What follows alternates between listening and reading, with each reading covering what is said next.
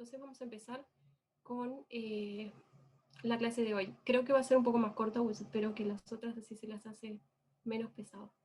Terminamos con trabajo hoy, viendo los diferentes tipos de trabajo que no corresponden a trabajo expansión-compresión, que fue lo que estuvimos viendo en la clase pasada, y después vamos a empezar a ver un poco variaciones de energía y cómo trabajar con funciones de estado para justamente relacionarlo con el trabajo o el calor. Entonces, terminando con lo que corresponde a trabajo, vemos que hay otros tipos de trabajo, que de hecho algunos de ustedes ya los vieron, que no son los de expansión-compresión. Entonces tenemos trabajo eléctrico, que es aquel que genera una corriente eléctrica o pilas. Esto lo van a estar viendo probablemente con Daniel en la segunda parte del semestre. El trabajo debido a una tensión superficial, que eso ya lo vieron con Daniel cuando estuvieron viendo la unidad 2. Y el trabajo producido por un campo magnético, que en realidad no lo vamos a estar viendo en el curso, pero que seguramente ya lo vieron antes. A nosotros lo que nos interesa más que nada en este momento sobre esto es que lo vamos a estar llamando W', y que se nos va a indicar cuándo este trabajo esté presente o no.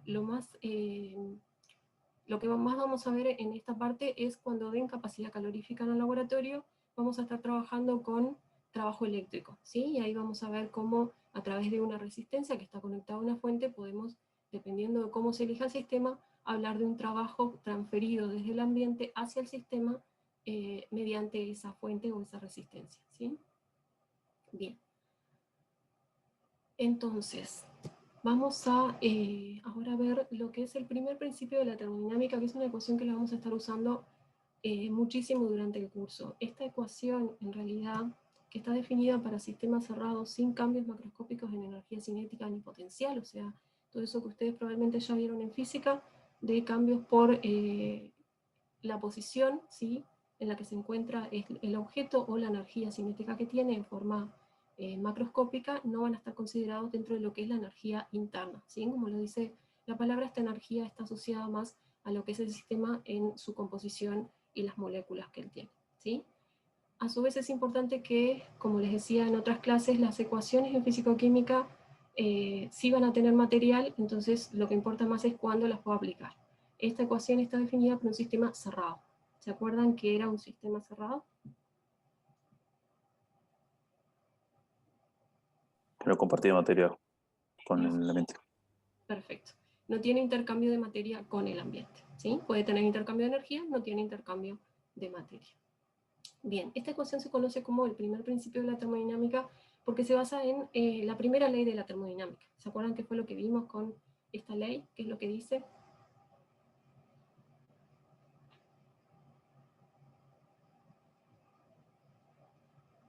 La ley sobre energía y conservación de la energía, que era lo que decía. Que no se crea ni se destruye, solo se transforma. Perfecto. La energía ni se crea ni se destruye, se transforma. Entonces, precisamente basándose en esa observación experimental, ¿sí?, que llevó al planteo de la ley, es que se establece este primer principio, ¿sí? Entonces, esto implica que siempre que ocurra un intercambio de energía en forma de calor o trabajo en el sistema va a experimentar un cambio de energía interna, ¿sí? Y lo importante de esto es que esta variación de energía es una función de estado. ¿Qué significaba que fuera una función de estado?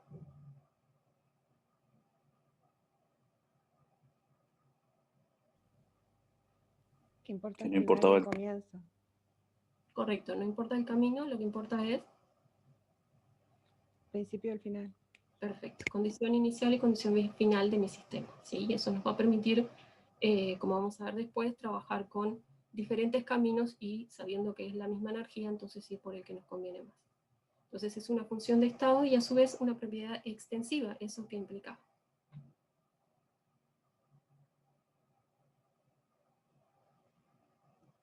Que depende de la masa. Ahí está. Depende de la masa, o sea que a mayor masa vamos a tener una mayor variación de energía en el sistema.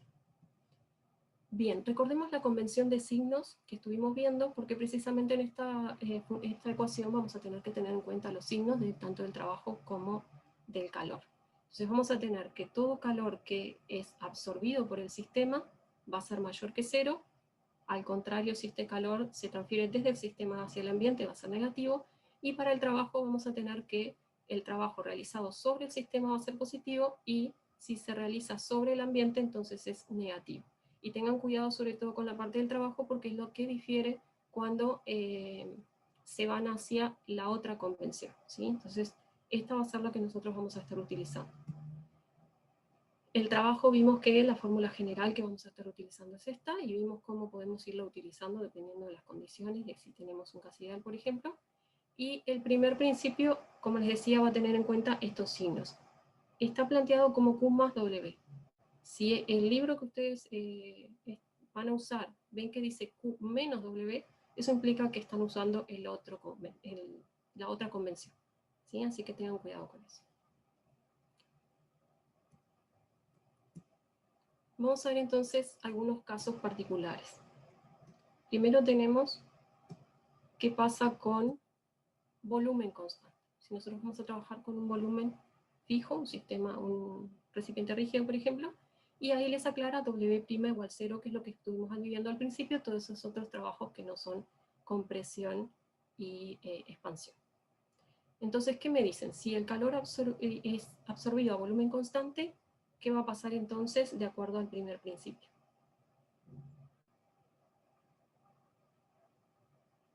La energía interna o la variación de energía interna Se va a mantener. A ver, se va a mantener. ¿Qué pasa con el trabajo?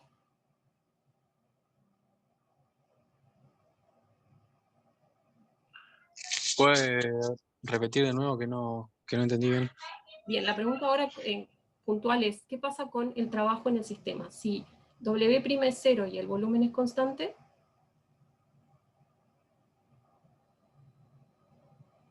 ¿se puede realizar trabajo?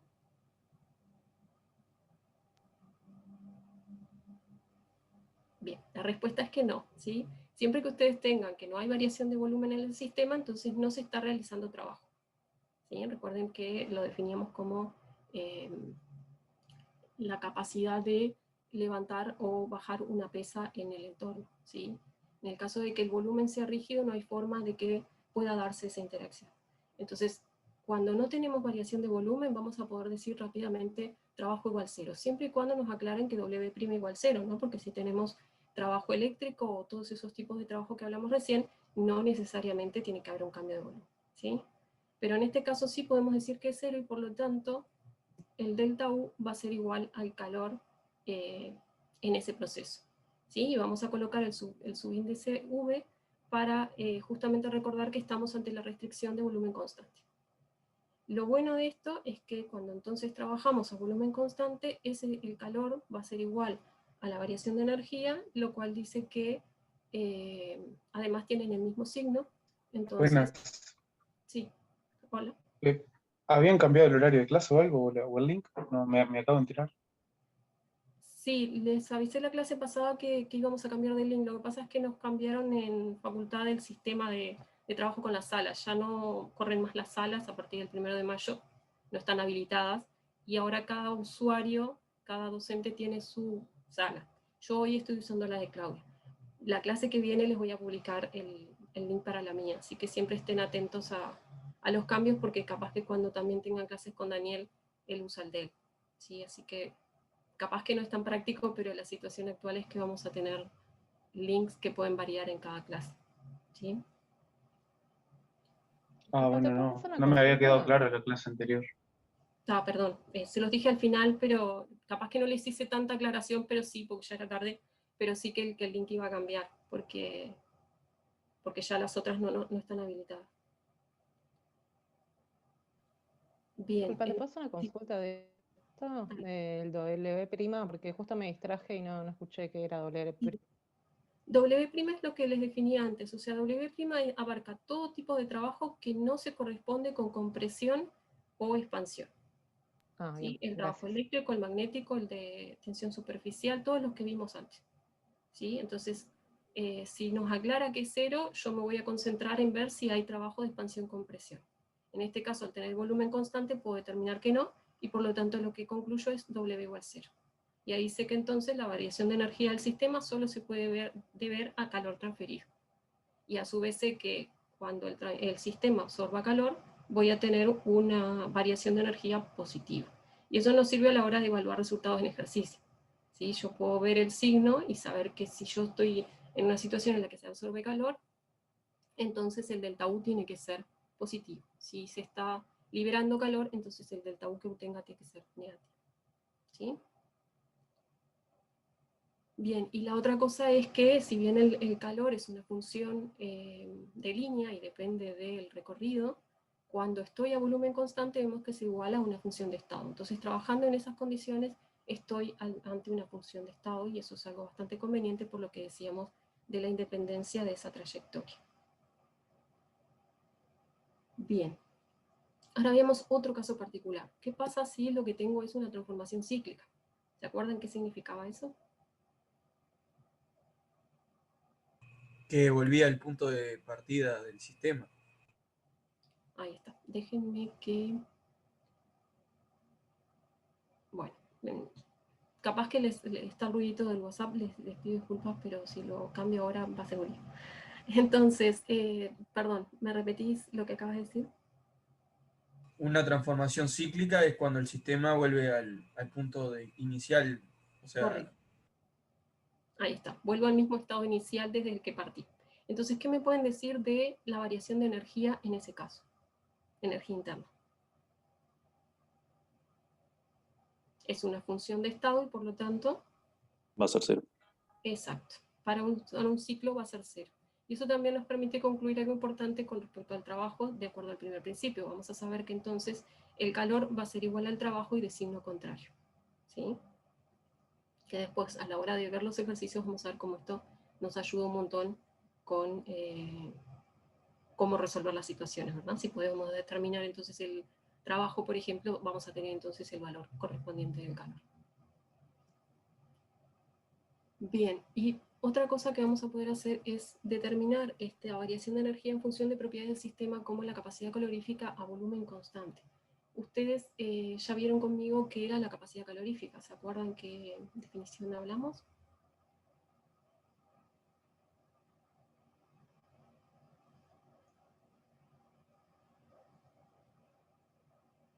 la capacidad calorífica es la capacidad para absorber calor del sistema, ¿era eso?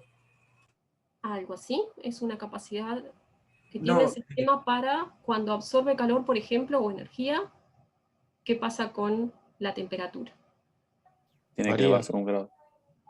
¿Perdón? Varía. Y si tiene mayor capacidad, para la misma cantidad de energía entregada, varía más. no, demora más tiempo en variar, ¿no? Bien, tiempo de energía entregada, o sea que necesita más energía para hacer la misma variación de temperatura. ¿Sí? Ahí sí estoy de acuerdo. ¿Sí? Es una resistencia o una inercia térmica que el sistema tiene. ¿Sí? Cuanto mayor sea esa capacidad, va a ser menor la variación de temperatura para la misma cantidad de energía entregada. O lo que es lo mismo lo que tú decías, mayor energía necesito para provocar la misma variación de temperatura. ¿Sí? Entonces, a partir de esta capacidad calorífica, pero cuando se trabaja en volumen constante, vamos a poder determinar lo que es la variación de energía en el sistema. Entonces, lo que se va a plantear es, y cuando estamos solo ante trabajo de expansión-compresión, o sea, ahora estamos no hay trabajo que no sea de expansión-compresión tampoco, entonces vamos a tener que la variación de energía interna la podemos calcular con esa integral. No se preocupen por la integral, van a ver que se resuelve muy sencillo, y solo por si les sirve para ir incorporando el concepto, cuando ustedes tengan una integral, imaginen que este C sub b no está acá, si ustedes tienen la integral entre T2 y T1 de dt, ¿sí? Las mismas, es la variable es temperatura y dice solo dt y acá no hay nada, eso siempre va a ser un delta t. Si dice entre B2 y B1, dB es un delta B, ¿sí? Se resuelve como un delta. Entonces, si yo tengo esta fórmula para lo que es la variación de energía interna, si puedo sacar fuera de la integral este C sub B, es decir, si no depende de la temperatura, me va a quedar entonces C sub B por delta T, y me queda muy sencillo. La pregunta es si nosotros vamos a poder considerar eso. Y por suerte sí, porque ¿qué pasa? En los rangos que nosotros vamos a estar trabajando, vamos a considerar que la capacidad calorífica, tanto a volumen constante como la que vamos a ver después a presión constante, es independiente de la temperatura. Y eso nos va a permitir plantear entonces la variación de energía directamente como C sub B por delta T. Y esto lo vamos a poder utilizar en todos los casos. Entonces, una observación que podemos hacer de este caso es que la variación de temperatura, el signo, va a coincidir con el signo desde delta U. ¿Por qué? Porque C sub B siempre va a ser positivo. Entonces, directamente observando el cambio de temperatura que yo tengo en mi sistema, por ejemplo, si yo veo que la temperatura aumenta, voy a poder decir que entonces la energía interna en el sistema aumenta, que parece bastante intuitivo, ¿verdad? Aumenta la energía, aumenta la temperatura, ¿sí? La energía interna de ese sistema. ¿Sí? Esto es más o menos lo que les estaba diciendo.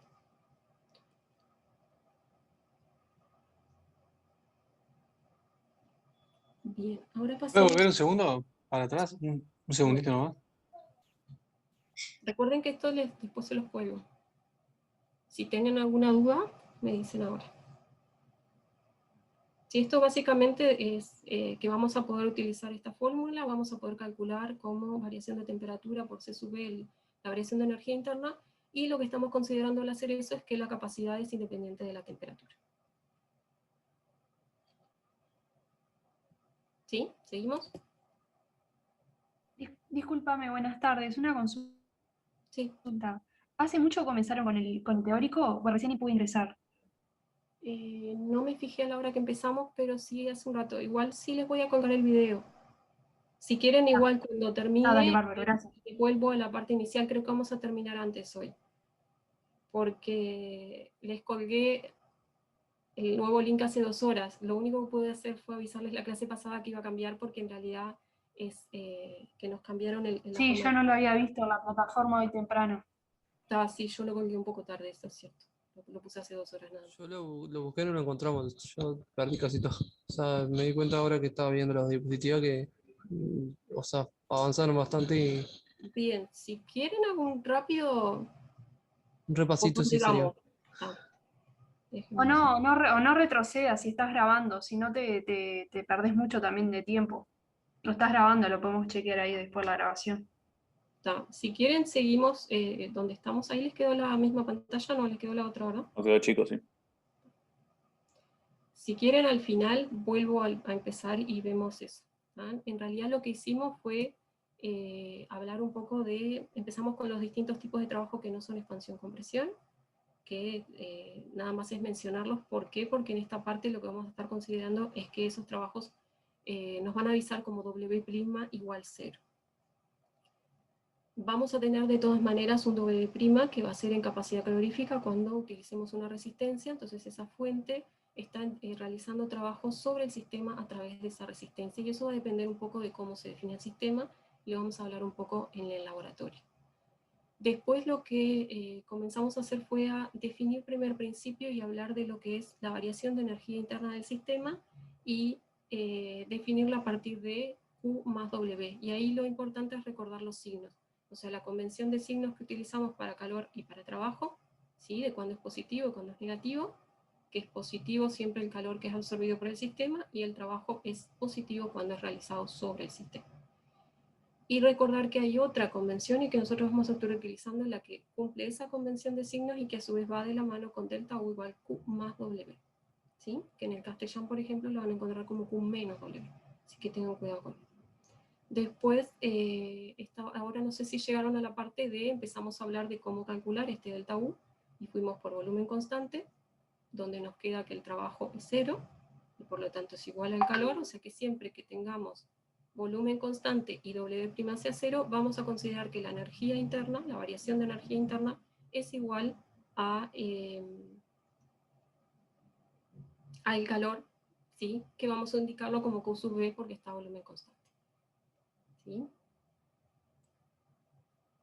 Bien, tengo un segundo. Que quiero arreglarles algo. Y es esto.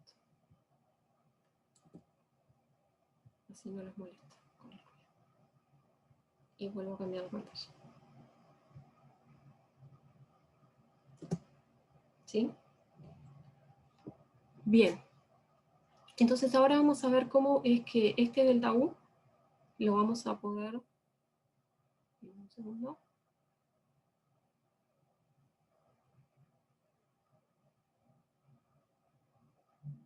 El link de acceso a la reunión, me están preguntando. El link de acceso a la reunión está en la plataforma, en la página del curso.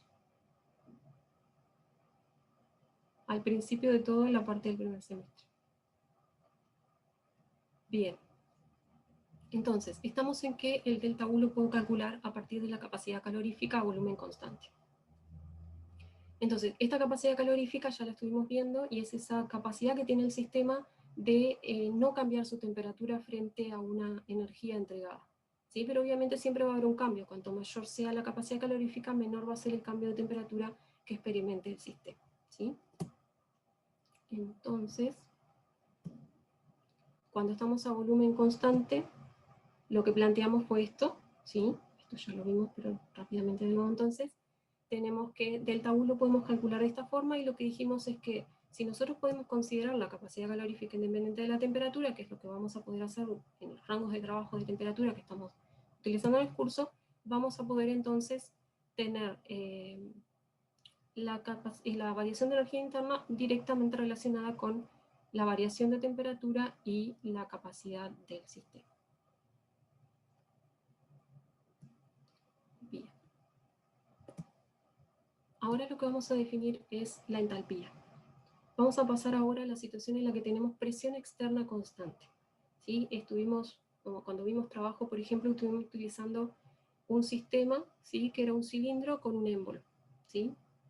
Entonces, si la presión externa es constante, como en esos casos que estuvimos trabajando, y nosotros dejamos que el sistema alcance el equilibrio mecánico al estado inicial y al estado final, ¿sí? Sin topes, directamente libre, el émbolo, entonces vamos a poder decir que la presión del sistema en el estado inicial, ¿sí? Es igual a la presión externa y la presión del sistema en el estado final es igual a la presión externa.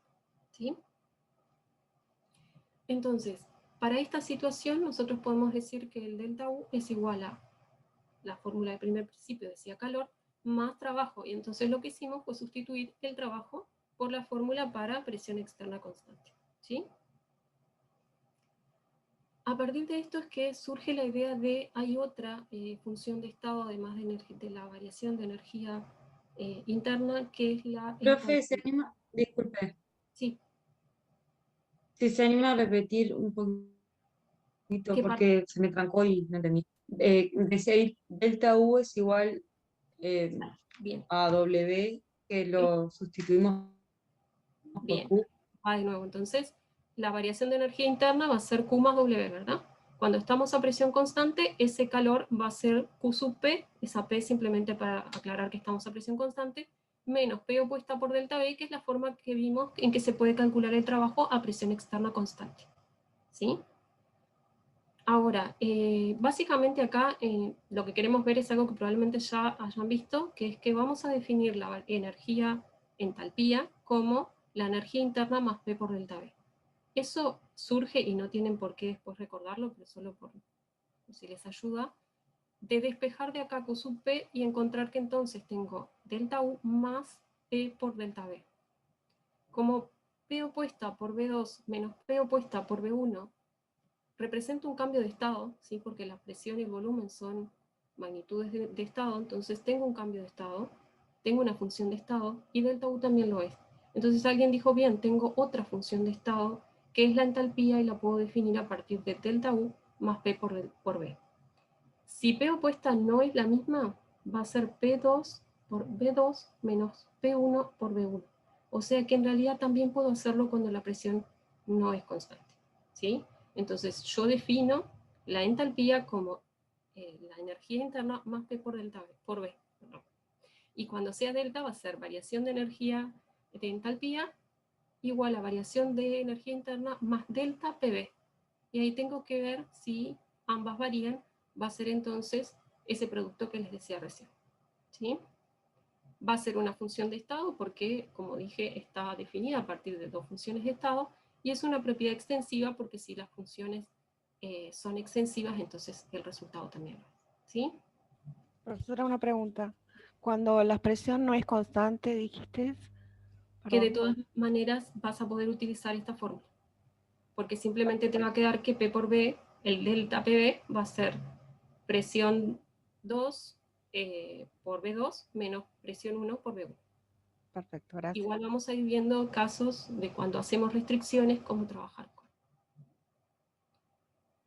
Bien, entonces ahora justamente vamos a ir sobre lo que les decía antes, de cuándo se define entonces delta H igual a Q sub P.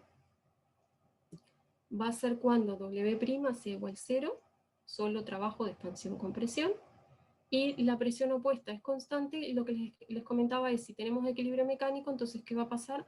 Que la presión opuesta o presión externa va a ser igual a la presión 1 y a la presión 2.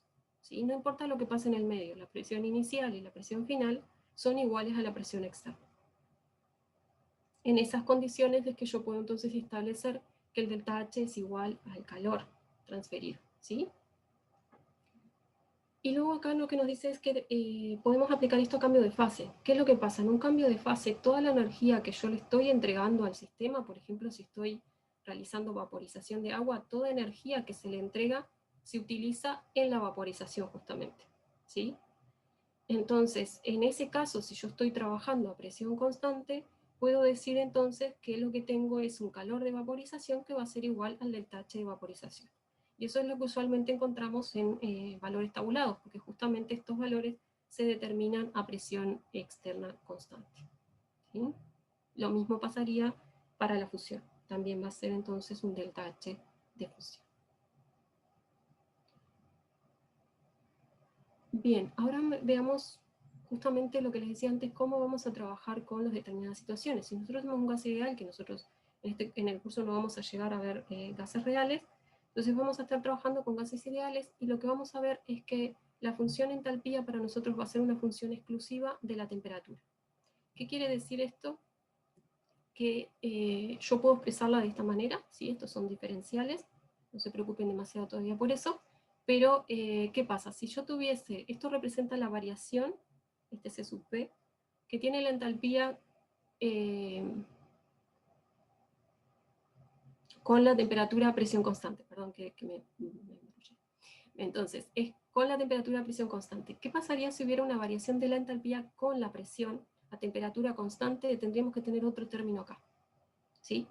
Ahora, cuando trabajemos con gases ideales, ese término no va a estar, ¿sí? Creo que si no me equivoco es el experimento Joule-Thomson y la ley de Joule-Thomson, no importa. Lo que nos importa a nosotros es que estamos trabajando con gases ideales y por lo tanto vamos a poder considerar que esto es así, y eso implica que si la capacidad calorífica es constante, porque yo acá también podría integrar, llegaría a que el delta H se sub P por delta T.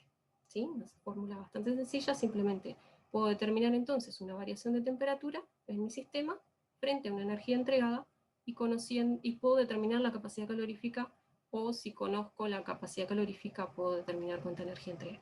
¿Sí? Bien, ¿qué es lo que pasa con la capacidad calorífica? Tanto C sub P como C sub B en realidad sí tienen una variación con la temperatura. Eso se los había comentado un poco cuando vimos el concepto y hablábamos de que la capacidad calorífica es la capacidad de la energía que necesito para aumentar en 1 grado, ¿sí? Estaba definida con respecto al agua y era para aumentar en 1 grado la temperatura, ¿sí? De una masa de agua. Pero les dije que teníamos que definir el rango, que si yo quería aumentar la temperatura en 1 grado de 10 grados a 11, no era lo mismo que si quería aumentar de 90 a 91. ¿Sí? ¿Por qué? Porque cambia la capacidad. Entonces hay ecuaciones propuestas, por lo general son polinomios, que predicen esa variación que tiene la capacidad con la temperatura. Las hay también para C sub B. Solamente que sepan que existe y que sepan que varía, pero nosotros vamos a estar considerando justamente que en los rangos de trabajo no depende la capacidad, ni la C sub B ni C sub P de la temperatura. ¿Sí? Igual ustedes pueden indicar que suponen independiente de la temperatura. Bien, otra cosa con respecto a C sub P y C sub B es que en realidad, como vimos, podemos relacionar una con la energía interna y otra con la entalpía, ¿sí? Y no tienen el mismo valor. Entonces, cuando trabajen con gases ideales, van a poder vincular la diferencia con el número de moles y la constante de los gases. Obviamente ahí la constante de los gases tienen que fijarse en qué unidades la van a usar. Si ustedes conocen el valor de S sub B y quieren despejar el S sub B, se van a basar en qué forma está expresado ese S sub B para elegir entonces el valor de R correcto. En el segundo caso acá está planteado para, este techito siempre va a ser molar, ¿sí? Si les aparece este techito es eso. Entonces, ¿qué pasa? Acá simplemente se dividió por moles porque usualmente se encuentra capacidad calorífica molar. Y la otra cosa que pueden encontrar es expresada no por mol, sino por gramo. Si está expresada por gramo, que usualmente se le dice calor específico, entonces ahí tienen que hacer conversiones, ¿sí? Entonces, si van a usar esta fórmula, van a tener que pasarla por mol. Una consulta, el techo arriba del CP y del CV, ¿qué significa? Significa molar. Es por mol. Siempre que aparezca tanto en delta H como en C sub P o en el valor que sea, si tiene el techito es por mol. Perdón. Entonces, se tienen que fijar cómo viene el valor. Me quedé sin voz. Y hacer la conversión si es necesario, o trabajar si ya es molar sin el N, ¿verdad? Van a expresarlo con R. Si lo tienen por gramo, van a tener que utilizar peso molecular y pasarlo entonces por mol para poder utilizar esta relación. Después lo otro que puede ser es que tengan no gases, sino sólidos o líquidos, o sea, fases condensadas. En ese caso es más sencillo porque ahí sí vamos a considerar que son aproximadamente iguales. Bien, resumiendo lo que veíamos antes, tenemos delta H, ¿sí? Dijimos que es C sub P por delta T, y delta U es C sub B por delta T. Es importante que recordemos que hasta ahora no hemos planteado ni cambio de fase ni reacción química. Estas fórmulas son para cambios de estado que no implican ni cambio de fase ni ni reacción química que se esté produciendo, ¿sí? Y eso es muy importante porque es muy común que al buscar la fórmula la encontramos y la aplicamos, y si hay una reacción química o un cambio de fase no es tan sencillo, ¿sí? Bien, y lo otro es que pueden aplicar delta U como C sub B por delta T, y no necesariamente tiene que ser un proceso a volumen constante, ¿sí? Van a poder utilizarlo de todas maneras. Ahora sí, a partir de ahora vamos a ver justamente qué vamos a hacer si hay una reacción química o un cambio de fase. Y ese es el área de la termoquímica.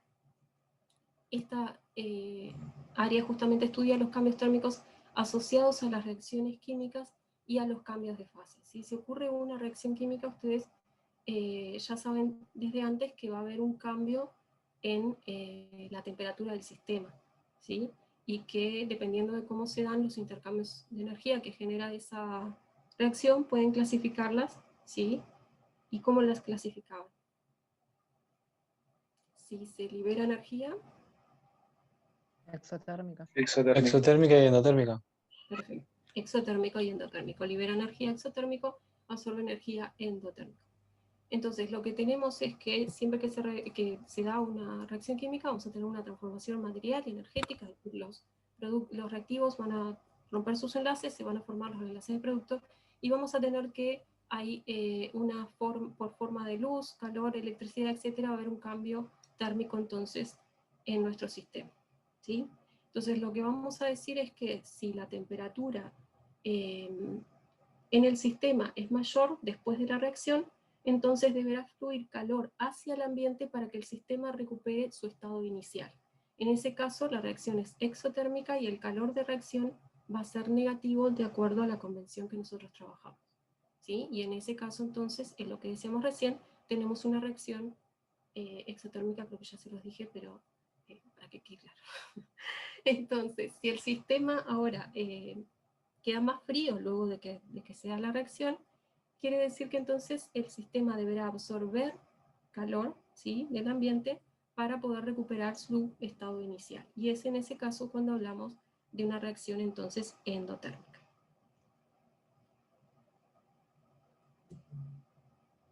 Bien, cambio térmico dice magnitud indefinida. ¿Qué pasa? Si nosotros hablamos solamente de calor transferido, dijimos que ese calor en realidad es una función de línea, o sea que va a depender de ese camino. Entonces, un poco lo que les comentaba hace un rato, nosotros vamos a tener que trabajar o a presión o a volumen constante para poder independizarnos de ese camino. Si no, cuando yo fuera a informar un calor de una determinada reacción, ¿sí?, va a depender del camino por el cual se dio. Entonces, para poder comparar valores y trabajar, lo que hacemos usualmente es o fijar el volumen y entonces hablar de una variación de energía interna del sistema, o fijar la presión y hablar de una variación de entalpía, ¿sí? Que el segundo caso es el caso más común, como les decía cuando les hablaba de el calor de vaporización. Casi siempre se trabaja a presión constante porque la presión es más fácil de fijar, simplemente se trabaja a presión externa igual a la atmosférica. Bien, y esto es la parte de los signos que recién hablábamos para los procesos exotérmico y endotérmico. Bien, entonces, dada una reacción química, cualquiera que tengamos, lo que vamos a tener es que va a haber una variación de energía interna o una variación de entalpía. Van a ser estas propiedades extensivas, o que sea que va a depender de la cantidad de reactivo que yo esté utilizando, el valor que va a tener esa propiedad. Entonces, se debe indicar la cantidad y por lo general, como les decía, están expresadas por mol.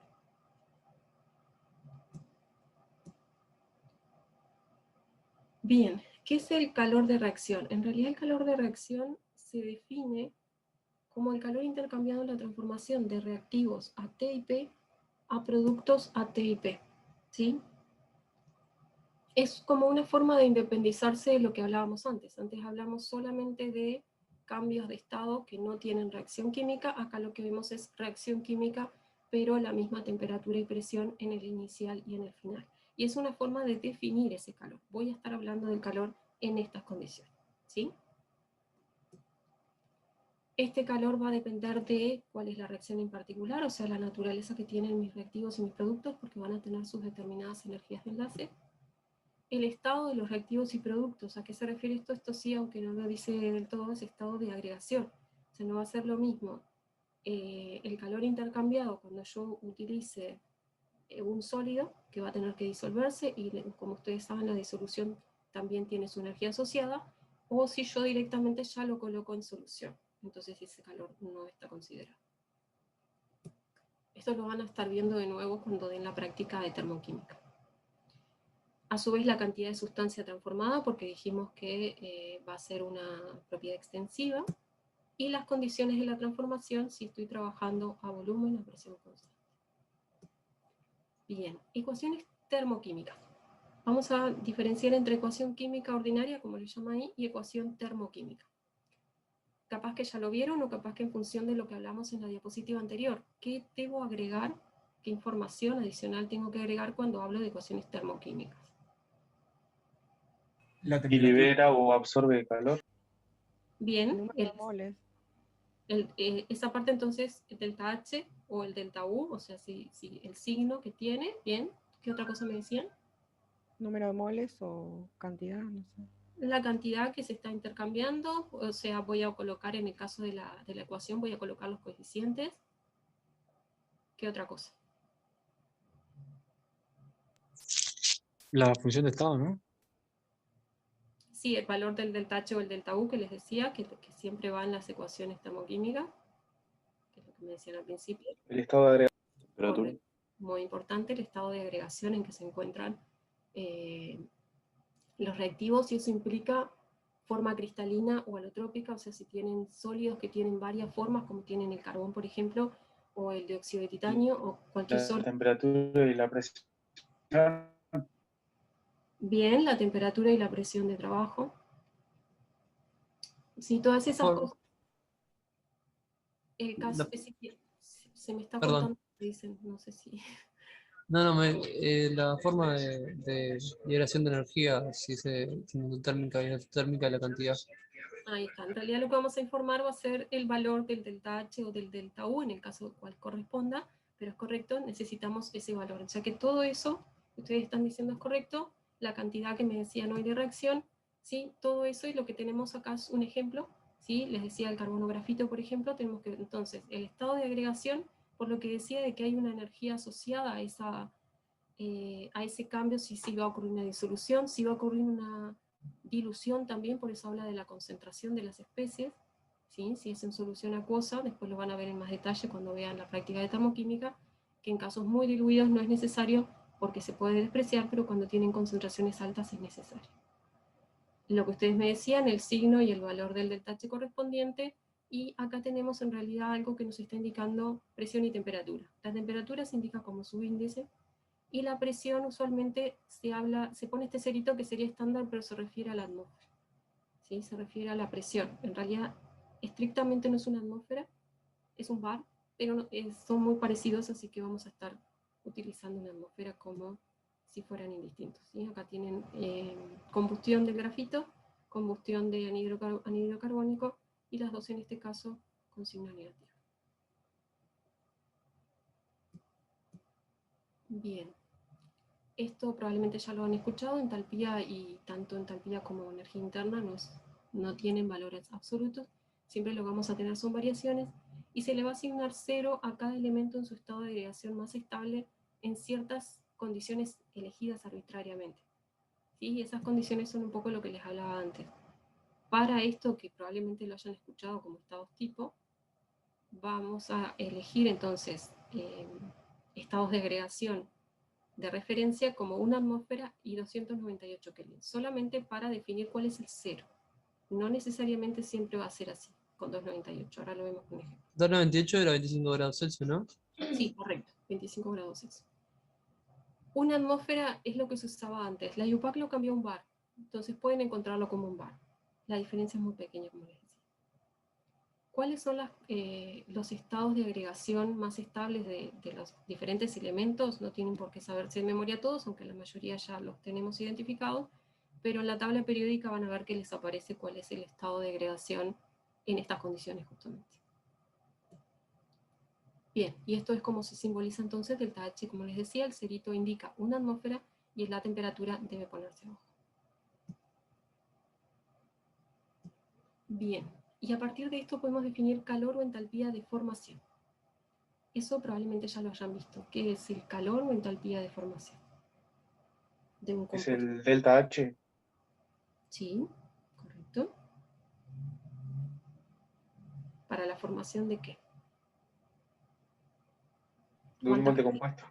Un molde compuesto, perfecto. Y a partir de...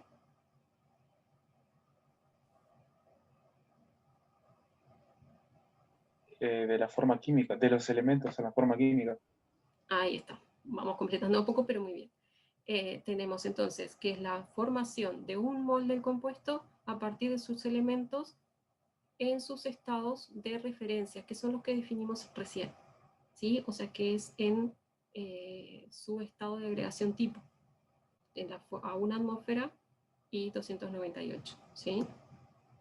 Entonces, es la variación de entalpía que acompaña la formación de un molde compuesto a partir de su elemento en la forma química y estado físico en que normalmente se presentan en el estado de referencia que acabamos de definir, ¿sí? Entonces, por ejemplo, para la formación de un molde de agua, y en este caso líquida, recuerden que eso debe ser aclarado porque no va a ser lo mismo, cuando hable de agua gaseosa, va a estar entonces dada a partir de sus elementos, o sea, oxígeno e hidrógeno, que se encuentran ambos en forma gaseosa, ¿sí? Y de esta forma, cuando se encuentra a 298 y una atmósfera, ¿sí? Y esta F va a ser el símbolo para formación.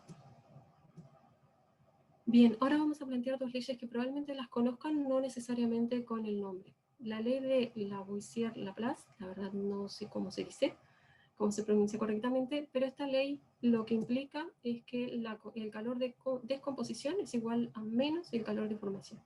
O sea, si yo tengo una reacción, por ejemplo, la combustión del metano, y tiene un delta H negativo, si yo invirtiera el orden, ¿sí? Y fuera en el sentido contrario, lo que tendría es que cambiar el signo, simplemente. Tendría el mismo delta H, entonces pasar desde CO2 a agua, ¿sí? Pasar a formar metano y oxígeno, tendría un delta H positivo 212,8 kilocalorías por mol, ¿sí? Nada más que eso. Seguramente la han usado aunque no le hayan puesto ese nombre. Después tenemos la ley de Hess. Esta capaz que la vieron con nombre, suma de los calores constantes. ¿Tienen idea qué dice esa ley?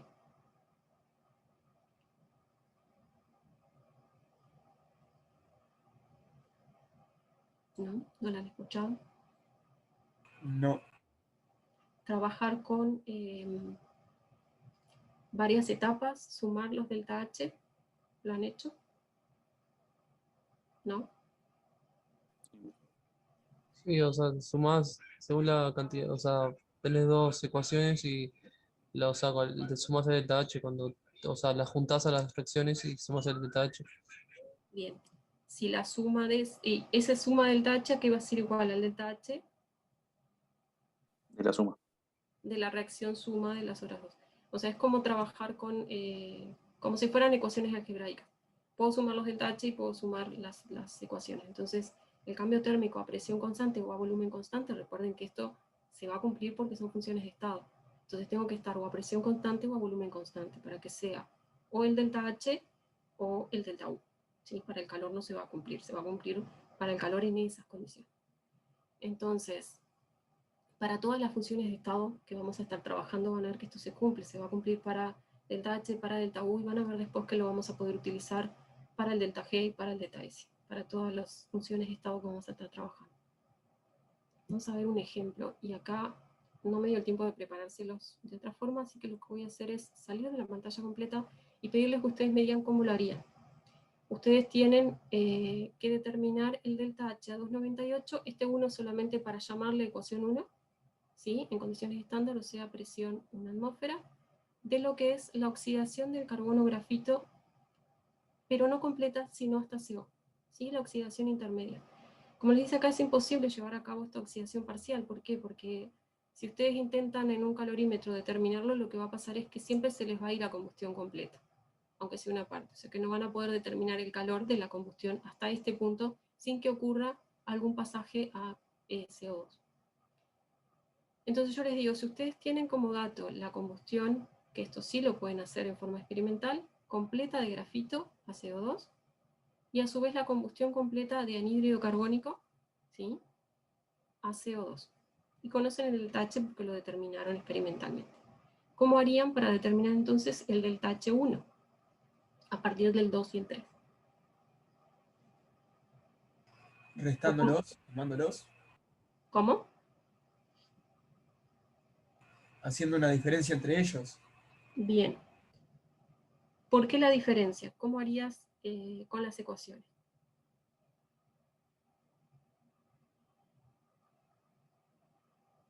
¿Qué hago con estas ecuaciones termoquímicas que tengo? Multiplicas una cualquiera por menos uno. Oh, una cualquiera no. La de abajo. Bien. Y la sumas. Correcto. Multiplicamos por menos 1 el delta H, lo cual implica en la reacción que ¿qué es lo que voy a hacer? La flecha Ir hacia la izquierda. voy a ir hacia el lado contrario. O sea que lo que voy a hacer en realidad Descomponer el... cambiar el sentido en el que se está dando la reacción. Voy a ir al revés. Desde CO2, creo que no me va a dar el espacio. Bueno. Sí, voy a ir hacia los reactivos. Esa no fue la forma más feliz, pero ya les corro eso. ¿Sí? Entonces voy a plantear la reacción de esta forma. Y por la ley esa que dijimos anteriormente, que es difícil de nombrar, lo que vamos a tener es que cambiar el signo entonces porque dimos vuelta el sentido. ¿Sí? ¿Todos de acuerdo con eso? ¿Sí? ¿O no? ¿El silencio indica que no?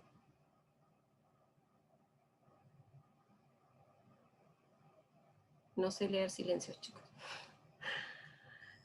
Lo único que hicimos fue cambiar el sentido, ¿sí? ¿Por qué le cambiamos el sentido? En realidad no parte del signo que yo quiero lograr acá. Parte de lo que yo quiero lograr es esta ecuación de arriba, ¿verdad? Entonces yo tengo acá carbono grafito, ¿sí? Tengo oxígeno. Si sumo estas dos ecuaciones, vamos a plantearlo. Si ustedes no me contestan, yo asumo que es que no se está entendiendo. Por eso estoy tratando de plantear un poquito más. Sí, yo no lo entendí. Bien. Entonces vamos a tratar de plantear un poco más. Es un más un poco exagerado, pero voy a poner esto. Vamos a suponer que eso es un más. No fue el más feliz, pero se entiende.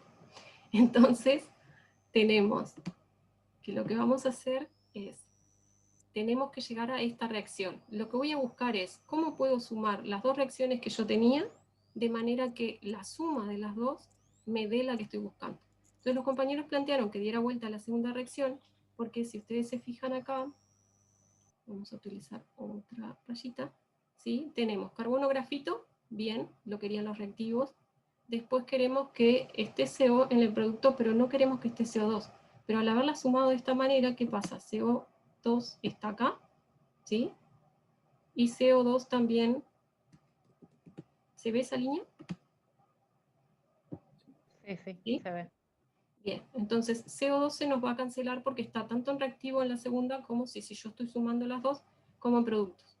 A su vez, CO se queda, bien, porque lo necesito en producto, y tengo un mol de oxígeno de este lado, pero tengo un medio de este. O sea que como resultado, ¿qué voy a tener? Medio. Un medio de oxígeno Medio mol. y del lado de derecha. Ah, las trato Reactivo. como ecuaciones entonces. Exacto, como ecuaciones algebraicas, como les decía. Ah, perfecto. Entonces Ahora simplemente sí. las sumo. Si hacemos la suma de estas dos, lo que vamos a ver es que el resultado va a ser exactamente esto. Pero tuvimos que dar vuelta a la segunda. Y ahí es donde acudimos a la ley que vimos antes. ¿Sí? Si yo lo doy vuelta a una reacción, o sea, voy en el sentido contrario, su delta H cambia de signo. Como este era un delta H negativo, entonces ahora tenemos que sumarlo como positivo. ¿Sí?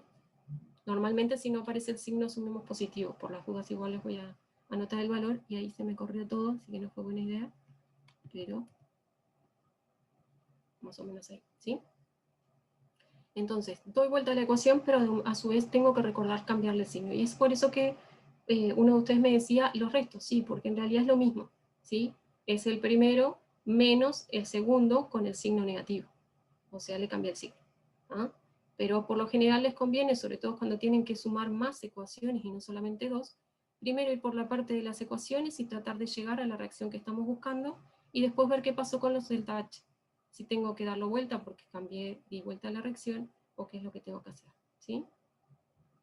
Si tengo que multiplicar, entonces también tengo que multiplicar el delta H.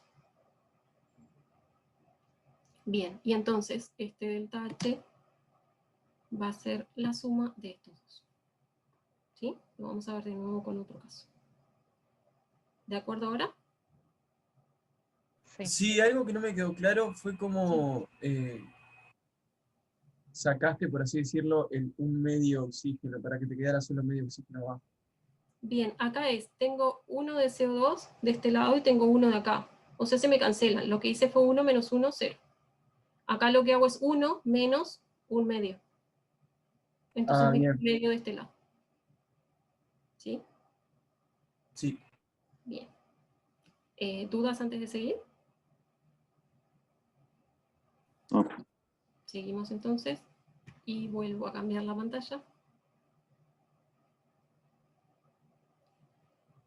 Bien, entonces ahora vamos con cómo determinar ese calor de reacción del que hemos estado hablando, y esto es un poco en forma experimental, ¿sí? Cuando ustedes van a hacer en un laboratorio esta determinación, van a tener ciertas condiciones que van a ser preferidas para poder determinarlo de forma correcta, así que no sea demasiado lenta, o sea que sea rápida para que entonces puedan medir correctamente las variaciones de temperatura, que se dé completa, como decíamos hoy, lo que veíamos para el caso de el carbono, ¿sí? Que nosotros necesitamos que la reacción se dé completa hasta donde yo quiero que se dé, ¿sí? Que no se dé más allá de ese punto, pero que tampoco se dé, una parte se convierte en la otra no, porque yo voy a relacionar justamente con la cantidad que puse inicialmente. Y a su vez que no se den reacciones secundarias porque van a tener también su energía asociada. Vamos a encontrar que hay calorímetros a presión constante y a volumen constante. Pueden ser una o las dos cosas. Nosotros en el laboratorio vamos a trabajar con un calorímetro a presión constante y vamos a encontrar que el sistema permanece a volumen constante, o sea que ambas condiciones se van a cumplir. Luego van a tener los isotermos, que son un poco diferentes porque en este caso la temperatura no es la variable, sino que es la masa, y la masa de hielo. En realidad lo que se hace es colocar el recipiente, en la muestra se coloca en un recipiente que es conductor, y se coloca en un baño de agua-hielo.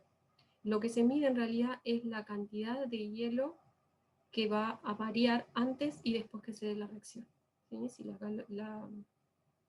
reacción es exotérmica, va a liberar energía y entonces va a disminuir la cantidad que tenemos de hielo. ¿Sí? Después tenemos un sistema que es adiabático, que eso no me acuerdo si lo vimos con los procesos, creo que no lo mencionamos, pero un proceso va a ser... No, eso no.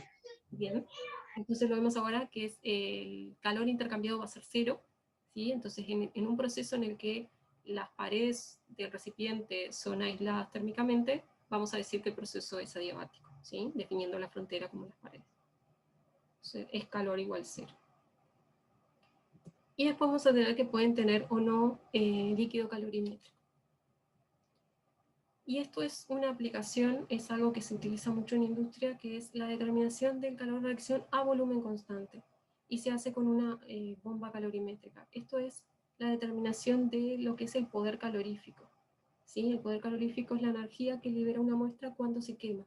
Entonces es muy importante para la industria, por ejemplo, cuando necesitan ver qué combustible quemar para alimentar una caldera, por ejemplo. ¿Sí? Entonces quiere saber cuál combustible les va a aportar mayor energía cuando se queme. Entonces existe o se define determinación de poder calorífico superior y determinación de poder calorífico inferior. El poder calorífico superior va a tener en cuenta, además de la combustión, la condensación del agua que se forma en la combustión.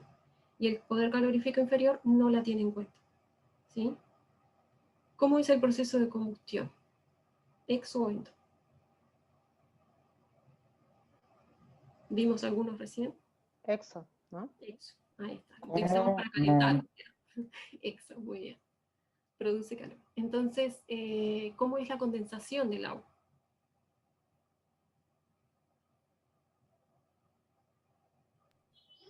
El cambio de fase, exotérmico, ¿no? Exotérmico también, perfecto. Entonces, los dos procesos son exotérmicos, el poder calorífico superior siempre me va a dar mayor que el poder calorífico inferior. Me convendría que pudiera usar el superior, pero ¿qué pasa? Usualmente se usa el inferior porque las temperaturas de los gases en la caldera suelen ser mayores a 100 grados, entonces la condensación del agua no es tan probable como para que la pueda utilizar como forma de aporte energético, ¿verdad? Sí existen calderas en las cuales se logra de alguna manera que sí haya una condensación, ¿sí? Y eso es diseñándola de alguna manera para que la condensación se pueda dar. ¿Por qué me sirve eso? Porque como decíamos es exotérmica, entonces puedo aprovechar además de la combustión el calor que libera la condensación del agua formada. Y eso lo puedo usar en otra etapa de mi proceso de producción, por ejemplo. Hay algunas cosas prácticas que hay que tener en cuenta. Si se forman ácidos, entonces hay azufre en el medio, entonces la condensación puede generarme problemas y tengo que ver eso a la hora de hacer el diseño. Pero esos son detalles que se ven en cada caso. Lo que nos importa a nosotros es, bueno, vamos a determinar poder calorífico y cómo lo vamos a hacer. Esto, como dice ahí, se trabaja a volumen constante, entonces básicamente lo que se hace es, en este recipiente que ven acá, que después si vemos en el laboratorio les podemos mostrar uno que está desarmado, este recipiente interno es de paredes conductoras y muy gruesas. ¿Por qué? Porque es resistente a altas presiones. Entonces, en principio, el recipiente conductor, coloco la muestra dentro y coloco un alambre que esté en contacto con esa muestra, que después vamos a ver que nos sirve para iniciar el proceso de combustión.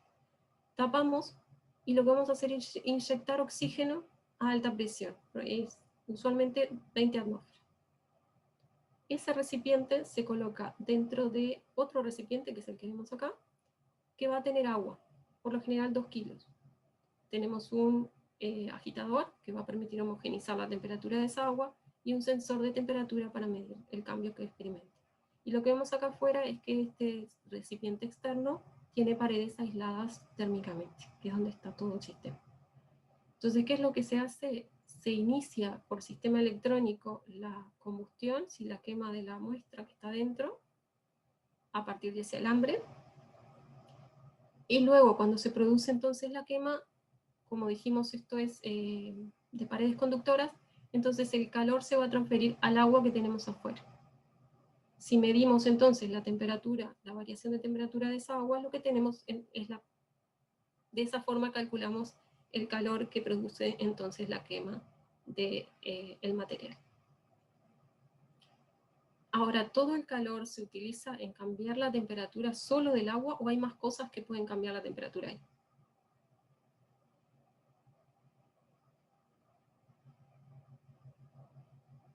Tengo solo No, agua. la variación de presión también puede afectar en la temperatura del agua. No, pero lo que vamos a tener es Los volumen elementos constante. internos.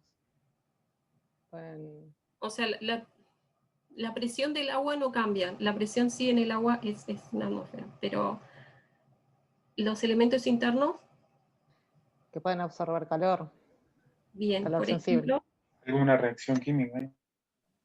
bien, eso es lo que no queremos, que es lo que decíamos antes, no queremos reacciones secundarias, pero lo que no podemos evitar es que hay Las otros elementos. varillas. Tenemos varillas, tenemos paredes, tenemos sensores. Esto lo vamos a estar comentando un poco en el laboratorio también. O sea, todas las cosas que forman parte del calorímetro también cambiaron su temperatura. ¿Sí? Absorben calor también. Ahí está. La energía que produce la reacción no se transfiere solo al agua, sino a las partes que forman las paredes, todo lo que forma el calorímetro. Entonces lo que se hace es con una reacción conocida, una quema conocida, como creo que es ácido benzoico, que es el que es más común, ¿sí? Ya se conoce cuánto es el valor, se quema esa muestra y se determina la constante del calorímetro, ¿sí? Que es cuánta energía se va en eso. Y después eso se toma como constante del calorímetro para las reacciones conocidas. ¿Sí? Un poco parecido a lo que vamos a hacer nosotros en el práctico. Menos sofisticado como todos los que ya lo hicieron saben, pero sí vamos a tener esas consideraciones. Bien.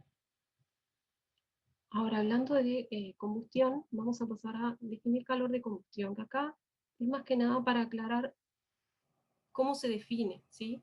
Porque en realidad cuando se habla de calor de combustión, por definición, se establece que se produce agua líquida, ¿sí? En una combustión completa siempre vamos a producir CO2 y agua, y esa agua se considera líquida, ¿sí? Si nosotros tenemos una combustión, como hablábamos hace un rato, el agua probablemente no esté líquida, sino gaseosa, por la temperatura que ahí se genera. Pero para el valor tabulado de calor de combustión va a ser yendo hasta agua líquida. O sea que si yo quiero determinar hacia el pasaje de agua gaseosa, voy a tener una etapa más. O sea que voy a plantear esto y a su vez una etapa en la cual esta agua líquida pasa a gas. Y el delta H del proceso total va a ser la suma de este que tenemos acá para el calor de combustión definido, más la etapa de vaporización de esa agua. ¿Sí? ¿Dudas de esto? Sabes que no entendí lo último. O sea que para el valor tabulado se considera que va solo hasta agua líquida. Claro, entonces si yo quiero determinar cuál es mi delta H para llegar hasta agua gaseosa, lo que hago es parecido a lo que estábamos haciendo antes, hago una etapa más. Sumarla a la siguiente etapa de evaporación. Está Voy perfecto. hasta acá y después digo hay otra etapa en la cual lo único que ocurre es la vaporización de la cantidad de agua que yo tengo. Y esa etapa va a tener un delta H asociado. El delta H total, por la ley de Hess, va a ser la suma de los delta H de las etapas. Y ahí obtengo con este y el de vaporización el delta H de esa combustión que yo estoy trabajando. ¿Sí? ¿Ahora sí? ¿No? Sí, gracias. Sí, sí. Bien.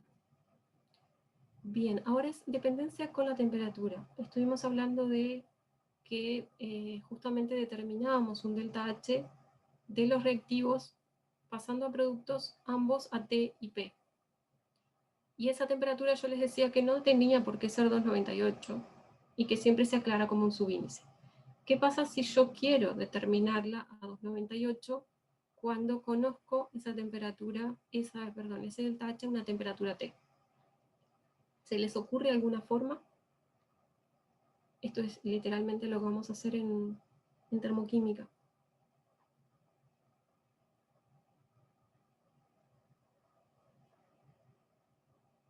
¿No? ¿Puedes repetir la pregunta? ¿Cómo hago si yo lo que quiero es determinar este delta H a 298 y conozco el delta H a la temperatura T? Es como se ve por más, perdón. o C1 por B1, algo así, es igual a B1 por B1, perdón, C1 por ¿Qué B2. sería C? ¿C qué sería? La temperatura. A ver.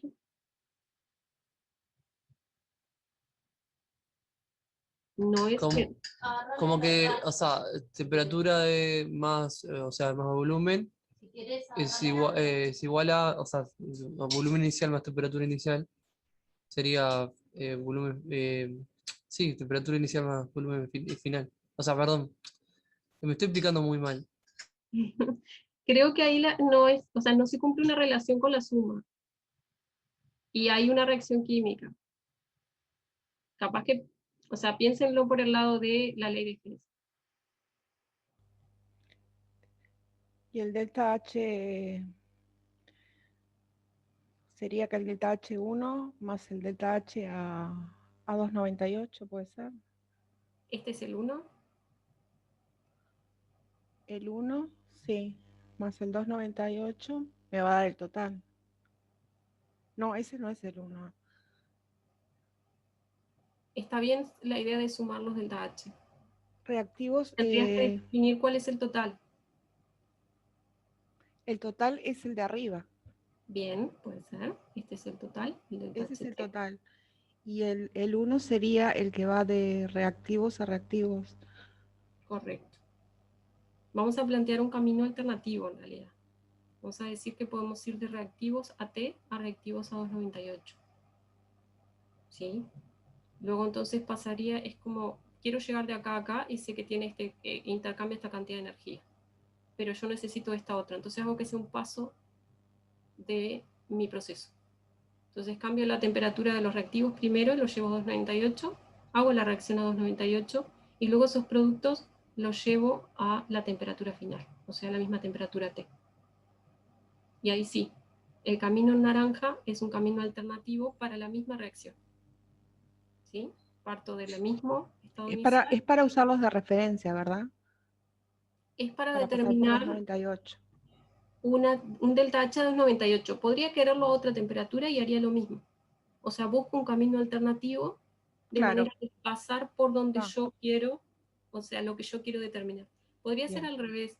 Podría tener el dato del delta H 298, que lo encontré en tabla, por ejemplo, y quiero determinar el delta H a una determinada temperatura T.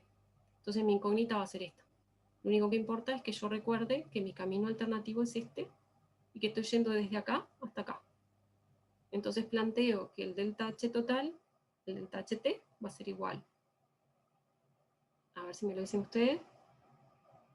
Delta HT es igual a... Delta H1 más delta H, da 298 más delta H2. Más delta H2, ahí está, perfecto. ¿Sí? Es siempre el camino, por eso les puse los colores.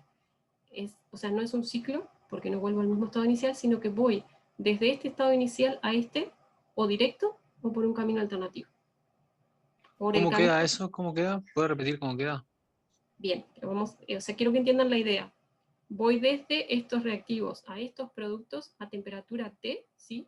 Estado inicial, reactivos a temperatura T. Estado final, productos a temperatura T. Si voy directo, una sola etapa, así, delta HT, es una opción. La otra opción, el otro camino, voy por el camino naranja. Pero estoy partiendo del mismo estado inicial, reactivos a T, y llegando al mismo estado final, productos a T. Por eso es que como es función de estado y por la ley de Hess, ¿sí? Que se basa justamente en que es función de estado, puedo decir que este delta H total, ¿sí? De ir directo, es igual a ir por todos estos pasos. Porque el estado inicial y el final es el mismo. ¿Sí? Si entienden eso, después lo pueden aplicar a cualquier caso. Ustedes se tienen que plantear nada más que cuál es el camino que les conviene. Y la incógnita puede ser esta, como cualquiera de los pasos. Porque luego lo voy a despejar, como decían ustedes, como si fuesen ecuaciones algebraicas, o sea, después sumo y resto nada más. Entonces lo que van a plantear es que el delta HT es igual delta H1 más delta H298 más delta H2. Y de ahí despejan lo que ustedes necesitan calcular en función de los datos. La pregunta es, ¿cuánto vale delta H1 o cómo lo calcularía?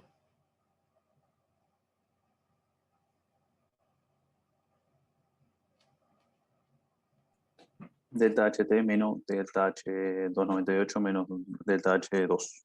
Bien, estoy de acuerdo, sí, en función de lo que habíamos planteado. Ahora es correcto. No fui clara, por eso es correcta la respuesta. Lo que yo pregunto es, ¿qué pasa si yo quiero calcular el delta H298 y conozco el delta HT? Voy a tener que calcular delta H1 y 2 para poder determinarlo, ¿verdad? Entonces, ¿cómo hago esa parte? Porque el delta H298 capaz que lo tengo de tabla. El delta HT capaz que lo determine experimentalmente. Pero ¿qué pasa con el delta H1 o el delta H2?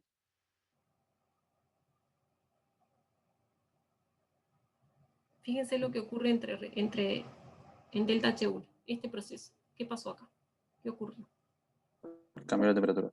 Solo cambio de temperatura. Vimos cómo calcular un delta H en esas condiciones. ¿Cómo se hace? Antes de empezar termoquímica. El calor La específico. capacidad, como calor específico a cada Sí. elemento. Ahí va. NS Por el delta T. Como es delta H, es C sub P, entonces va a ser NS sub P delta T. No solamente para uno, si hay varios reactivos, va a ser el número de moles del reactivo A, por ejemplo, por la capacidad de ese reactivo por el delta T sí va a ser el mismo para todos, más el reactivo 2 por su capacidad por el delta T. ¿Sí? Esa suma me va a dar entonces el delta H1. Lo mismo va a pasar de forma análoga para productos. Acá solamente cambié la temperatura de los productos, así que el delta H2 lo voy a poder determinar para ahí. Lo importante es que nosotros recordemos que NS sub P delta T, como les decía hoy, solamente se va a poder utilizar en una etapa en la que no haya reacción química ni cambio de fase. Como acá solo cambió la temperatura, ahí lo puedo aplicar. No lo puedo aplicar, por ejemplo, como delta HT igual NS sub P delta T. Eso no es posible. Primero, les va a dar 0. Ustedes ven que no cambia la temperatura. Y segundo, no es correcto porque acá ocurrió una reacción química. Acá pasé transformes reactivos a productos. ¿Sí? Pero en las otras etapas lo puedo aplicar. En esta tampoco puedo. ¿Sí? ¿Queda claro? Bien. Bueno, lo que viene después es solamente lo mismo que hemos estado hablando. O sea, que si se lo entendieron hasta acá, esto no es más que plantear lo mismo, pero con fórmulas. Y los coeficientes se los define con signos, pero es más o menos lo mismo. O sea, creo que va a entrever más que aclarar. Si ven que el delta HT les queda como el delta H98, más la integral que en realidad es la suma de esto. Es N sub P delta T cuando C sub P se considera independiente de la temperatura. Así que no se preocupen por eso. Porque es lo mismo que hablaba recién. Bueno, ¿tienen dudas hasta acá? ¿Quieren que vuelva al principio o más o menos se entendió? Porque ahora ya terminamos y podemos repasar si quieren los que llegaron un poquito tarde por el tema del link.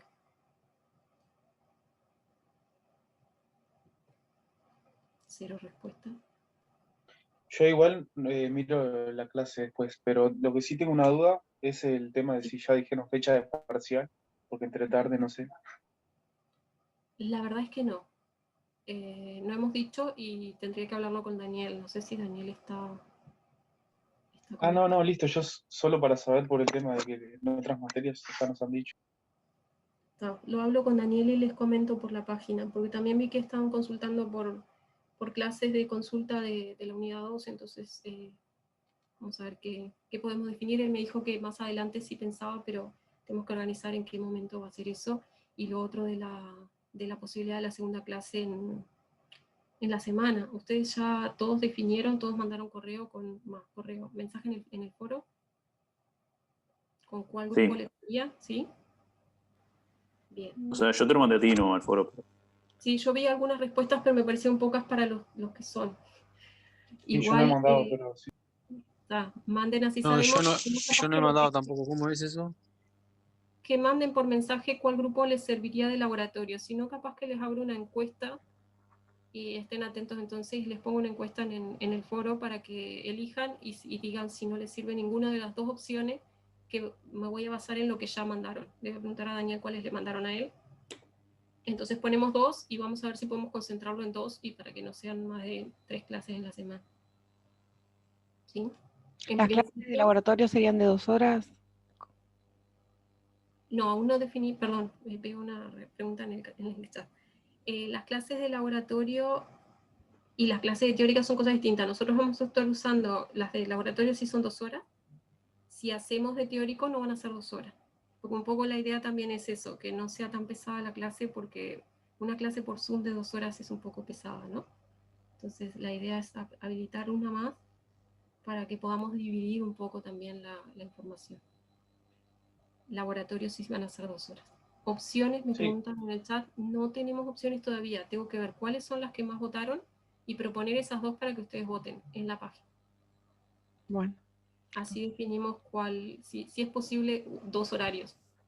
¿Ah? Profe, pero yo no había marcado antes, por ejemplo, yo estaba anotado la clase que era los lunes de laboratorio. Correcto, las clases de laboratorio son una cosa y lo que estamos proponiendo hacer es otra cosa. Nosotros lo que planteamos es ver si era posible que en lugar de tener solo una clase los martes de teórico, tuvieran otra tomando los horarios de laboratorio. Como no todos pueden al mismo, estamos viendo si eso es posible con 2 horarios. ¿Ah? Las clases de laboratorio, o sea, no tiene por qué ser tu mismo grupo de laboratorio, puede ser si podés a otro. Lo que pasa es que, bueno, si en el laboratorio, cuando empiecen los laboratorios, ahí sí ya no lo vamos a usar para teórico. Pero como todavía no tenemos eso confirmado, podemos utilizar ese horario si es posible que todos asistan.